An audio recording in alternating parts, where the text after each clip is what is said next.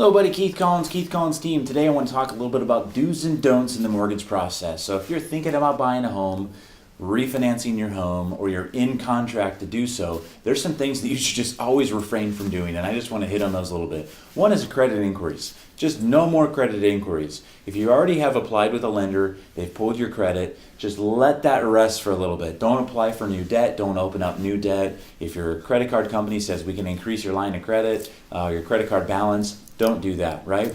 The other thing is moving money around. So in lending, we have to verify your funds to close. And if you're moving money around, meaning you're moving money from checking to savings and savings to checking and then back to savings, right? Or you have 3 or 4 accounts and you're moving it to one account to the other account and then back. Refrain from doing that if you can.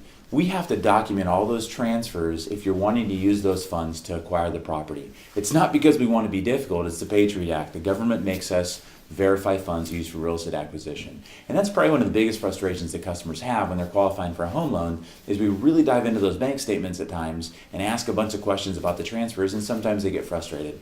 So I would just say leave the money where you're at, right? The other thing is if you have a business and you're running a business and you have a business checking account as well as a personal checking account, sometimes it's challenging to use business funds to buy the property. So you might want to think about moving those funds from the business to your personal checking account if you're thinking about buying a home in the future. Obviously, contact somebody if you have any questions about that.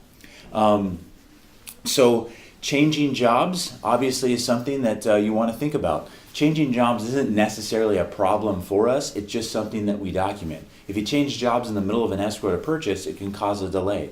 If you're changing jobs and going from a salaried employee to a commissioned employee, it might make it impossible for us to get you guys qualified, and you may need to be on that job for a significant period of time before we do that.